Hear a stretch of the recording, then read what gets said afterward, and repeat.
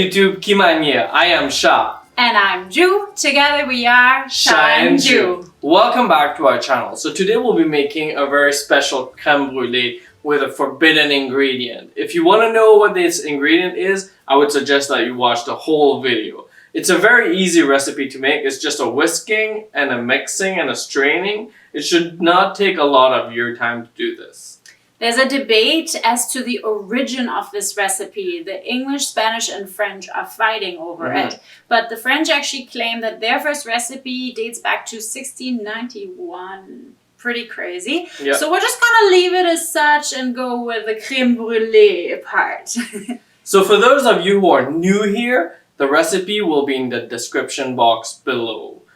Before we get into cooking, don't forget to like this video, subscribe to our channel, and leave your notification bell on at all times so you could get more fun recipes like this. So let's get into it.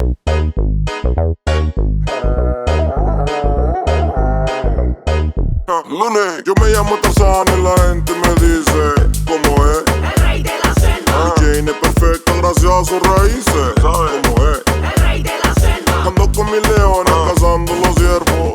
¿Cómo es? El rey de la selva. Yo soy defecto de leones a cerdo. ¿Cómo es? El rey de la selva. So as promised, we're making crème brûlée. These are the ingredients that you will be needing. 4 eggs, 100 grams of sugar, 500 milliliters of cream, and Tonka beans. The star ingredient. We are going to start by separating the egg whites and the egg yolks. We will be using only the egg yolks for this recipe. You want to crack your eggs and actually use the 2 pieces of shells to actually separate them. Separate them, put the yolks in your big bowl.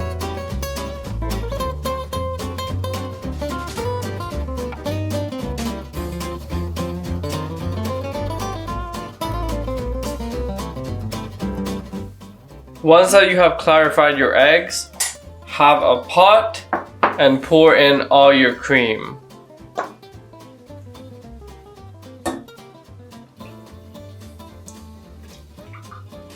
You also want to put half of your sugar in it. Now that you have the sugar in the pot, you are going to grate your Tonka bean into the cream. I use a whole Tonka bean for this recipe.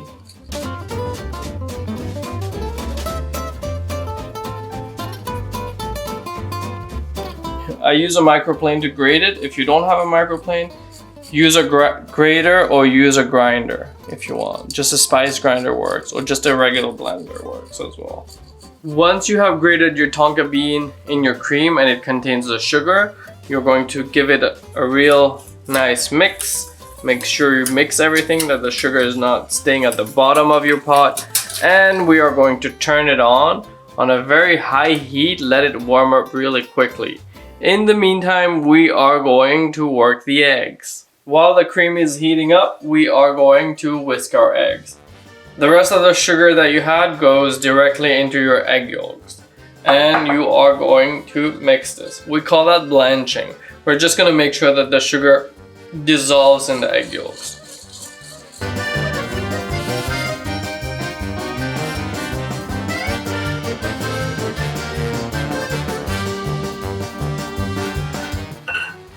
Once your egg yolks are light and fluffy, they are perfect. Just wait for it there.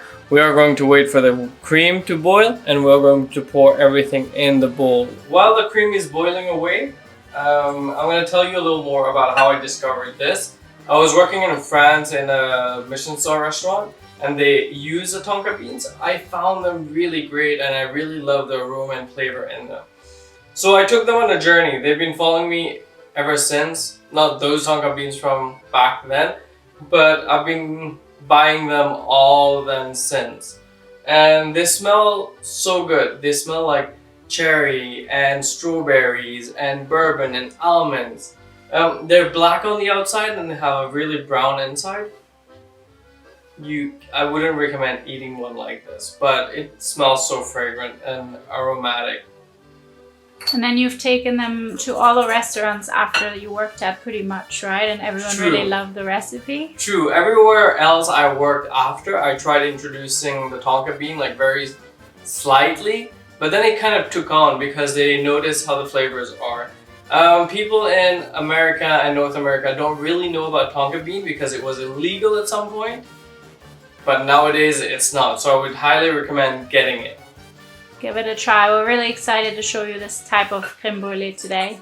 Once the cream starts boiling, turn your heat off and we are going to strain it. You want to strain 1/3 of this into your egg yolk. Give it a mix. You don't want to whisk at this point, you only want to mix. You don't want the egg yolks to cook, you only want to mix this. This should look a little yellow. Make sure that you're straining it properly, that you're taking all the Tonka particles out. We don't want any residue. We want the Tonka to look all clear and really nice and vibrant later. And make sure you mix all that. Don't whisk, don't make any more bubbles at this point. Just slowly stir it in. That was a good start, wasn't it? So now here comes the hardest part, is the baking and the waiting. We want to heat up our oven at 250 degrees Fahrenheit and boil a kettle of water. Now that the water is boiled, I'm gonna get the crème brûlées prepared for baking. Come, I'll show you how. You want to pour your mixture directly into your bowl. Not all the way to the top because you still want to be able to grab them. They're still going to dry a little while they're cooking and they are going to be perfect. This is about 1/2 cup that we're putting in a ramekin. If you still have a little leftover, just pour it equally into all of them. I have a deep pot that I'm going to put the crème brûlées in. Make sure that it's actually deeper than the crème brûlée. The reason being is we are going to fill it up with water to cook it. It's going to cook in a bain-marie covered with water all the way to the rim of the crème brûlées. Chef Shah's top tip. Don't put the water in right now before you put it in the oven. Put everything in the oven and then pour the water so you don't burn yourself and you don't end up mixing water in your crème brûlées.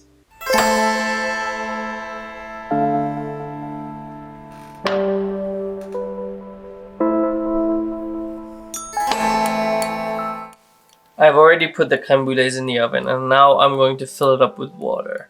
Do so gently, you don't want to splash any water into your crème brûlées. You want to fill it up all the way until the rim, all the way until where the crème brûlée is actually filled into the bowl. We're going to cook this at 250 degrees Fahrenheit for 90 minutes. All the way to the maximum that you can fill it up with. And then we are going to put a lid on it. It's going to cook away for the next 90 minutes. See you in 90 minutes. So after an hour and a half, we are checking on crème brûlées. They should be wiggly if you toss it around, wiggly but still firm. It should look like a cooked cake. So what we're going to do now is turn the oven off and leave the door slightly open so they can cool down in the oven. In about an hour and a half, I'll take them out and I'll put them in the fridge overnight and we'll taste them tomorrow. Now we're getting to the brulee part of the crème brûlée. For that you will need some sugar. You can choose either white sugar or brown sugar, but I suggest brown sugar because it tastes a little better. You are going to start by cleaning the rims of your crème brûlée. So when you put the sugar and you actually torch it, it doesn't look burnt on the sides. So you want to take a piece of paper towel and lightly clean the rims. You want to push down a little, that's okay. As you can see, it's gonna look just like it has a rim on it. That's fine, you just clean the crème brûlée. You will put just enough sugar on your crème brûlée to create a thin layer. You don't want a huge disc of sugar. So you're going to put the sugar little by little and that just push it with your spoon until it covers all the surface of your crème brûlée.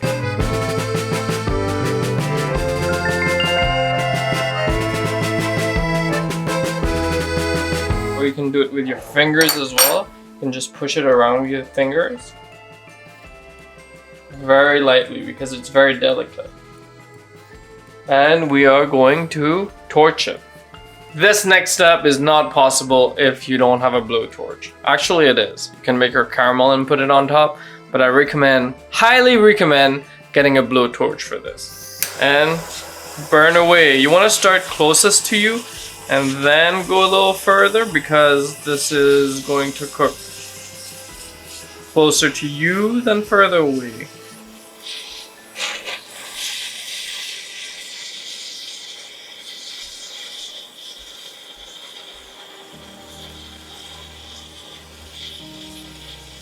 Once your sugar is nicely caramelized, give it a few seconds before you start eating it. As a comparison, I have one with white sugar, just to see how they cook differently and how they taste differently. Again, you want to start closer to you and then go further, because the sugar is going to still keep cooking. You can see that the white sugar actually takes just a little longer to cook and get really nice and caramelized. Looks so pretty.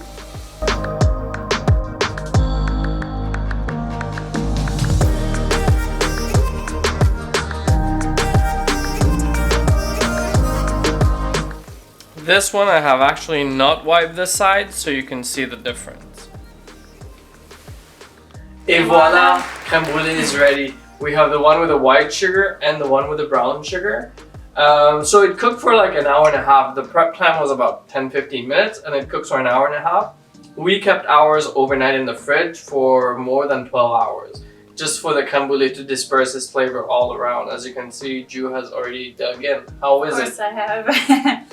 Had to, of course, try it out first. It's really creamy. I really love the texture of it. And then, of course, the Tonka flavor makes it so special. It's not like any crème brûlée you normally would taste with vanilla flavor.